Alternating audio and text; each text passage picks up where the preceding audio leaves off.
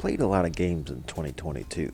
I played some good games, some not so good games, some great games, and at least one or two games that are what I like to call masterworks.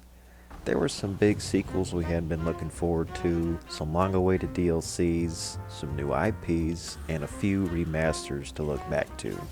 Overall, it was a step forward for our medium. Here's a look at the year's best from the games that I've played. In February, we got Sifu, a surprise success from an indie developer known for their high-intensity PvP brawlers. It's a kung fu roguelike, so of course it was both challenging and improvisational in how it mixed up RNG and strategy to create a fun, fresh twist on the fighting genre. In Sifu, everyday objects become weapons, and everyday settings become battlegrounds as you push through 5 levels of martial arts mayhem that is all killer, no filler. Most notably, the game introduces a dynamic system in which dying ages the player dramatically, giving you more damage the grayer your beard grows, but less health the more your bones become brittle. Sifu is a smart game, a solid 8 out of 10 for me, and one of my honorable mentions for 2022. In the same month, we got the mythical beast that is Elden Ring. The culmination of all of the ideas and innovations from software has been bouncing off the walls for the last decade, encapsulated in one singular masterwork that exemplifies where open-ended discovery and narrative can take us given the endless possibilities that computers provide us. I spent about 200 hours in Elden Ring on my first playthrough, scouring the world for hidden secrets and piecing together the fabric of the game's story through clues and riddles sewn into details both big and small, and at the same time, experimenting with the greatest combat variety in such an action RPG not named Neo 2. It's the most ambitious and most accessible FromSoft game yet, and I think their best.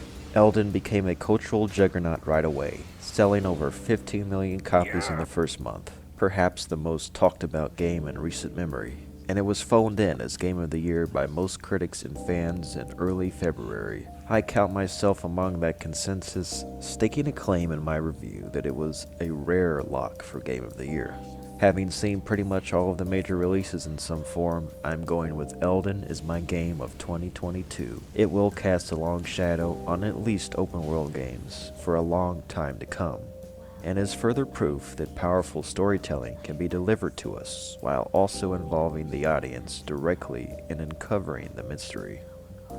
Shortly after Elden, I took a tour through Tokyo and Ghostwire Tokyo, a spiritual successor to Evil Within, which is itself a byproduct of Shinji Mikami's immortal game series Resident Evil. Ghostwire isn't really like any of those games, lacking the visceral imagery and heart-pounding action that makes those games addicting. It took the sightseeing elements of the Persona and Yakuza games, which are so immersive, and offered us a look at Japan in first person, almost like a neat little Google Earth simulator. It also offered us the repetitive gameplay loop of Infamous 10 years after I found out that I don't particularly enjoy flying around the city looking for the same pointless collectibles 100 times over. The title of the game and the premise were interesting, but its combat and exploration were ultimately too pedestrian. Cuphead and the delicious last course came around in the middle of the year. While it wasn't a complete turn of page, it gave us some new weapons, abilities, bosses, and Mrs. Chalice. For longtime fans of this magnum opus of bullet hell, that's enough to spice up the experience. One I found to be artful and rewarding. In July, Stray showed up on PlayStation Plus, and if you didn't get it as a freebie, then you probably wasted your money. Harmless enough, Stray is an easy excursion toward a platinum trophy, if you're into that sort of thing. And the message about environmentalism, co-signed by an anthropomorphic cat, is a good thing, but as an interactive experience, the year has seen much better. Game of the Year nomination for Stray is a bit silly, as if the voters have strayed from higher standards. In August, I got to play Soul Hackers 2, courtesy of Atlas, and although it was nowhere near their best, they did give us Ringo, who seems to be popular among the community. I myself liked Ringo. I liked the demon design, and that was about it. Where's Persona 6? Around the same time, Multiverses dropped, and I had a hilarious, smashing good time with some of the icons of the Warner Brothers vault.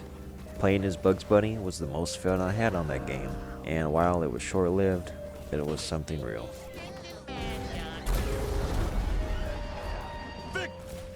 Another game I've enjoyed recently has been Overwatch 2. Most people find this game to be played out, but as someone who appreciates team-based objective game types, Overwatch 2 is one I'm sticking around for. In late October, it was spooky time with the much-anticipated RE Village DLC, which provided some of the scariest moments of the entire package, along with a third-person mode and the chance to play as Lady D in Mercenaries. As far as giving the fans what they want, this was a good bonus. Although I didn't get to play Bayonetta 3 because of it being locked onto a Nintendo Switch, I did get to play Bayonetta for the first time, and that game has some of the most absurd gameplay ever, as well as some of the most lovable characters tailor-made for video games. Even though Helena Taylor is no longer voicing the character she helped make famous, her performance is unique, and like the patented combat, not easily imitated. If Bayonetta 3 was anything like Bayonetta 1, I'm sure it's a joyous time. God of War Ragnarok was the giant sequel and heartfelt conclusion to Kratos' arc as the Omega of ancient mythology reimagined. Or at least it should be if Santa Monica cares about quality and not the quantity that the Sony overlords demand these days. Although Ragnarok isn't perfect, I walked away from it satisfied that the God-Slayer got what he deserved, that he developed into a warrior for peace, not war, and got to live his final days in the sun much closer to being a hero than when he entered into the franchise. Ragnarok gave us one of my favorite villains in Odin, an intelligent character study about how fear leads to frailty, and it proved to be a thrilling game, not because of how action-packed the battle sequences were, but in how the characters attempt to connect with and improve the human spirit, creating empathy even for the destroyers. In that sense, God of War Ragnarok found a way to be better than a lot of games and movies, and I'd like to see what else Santa Monica is capable of in the future. The entire cast of actors in Ragnarok deserves to run away with the awards this year. Gorgeous! I won't let it go to waste! Where have you been searching all along? These iconic music lyrics say it all about my feelings about Persona 5 Royal. Where have you been? I've been searching all along. Persona 5 Royal was the game I had been waiting for all my life. As I wrote for Metacritic, no story has taken my imagination farther than this little coming-of-age tale about a group of Japanese teenagers discovering their true potential and their true selves. It's a superhero anime epic with characters as complex as anything Shakespearean, identifiable to us because of universal themes of free will, expressed throughout the unparalleled 100 hours journey in this modern simulation of life as a dream.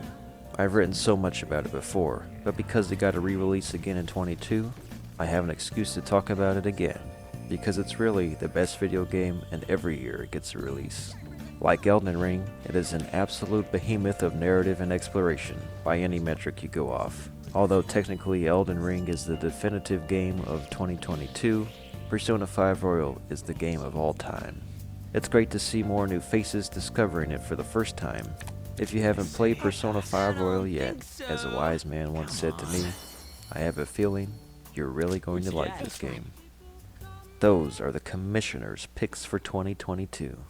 There were plenty more games that I didn't get around to, but the games I played left me mostly satisfied and enthusiastic for what's next. There were many more games that I discovered in 2022, those that I had missed out on in years past, as part of my quest to gain more knowledge and insight about this medium. It was a great year overall for new releases, giving us a lot of momentum going into 2023.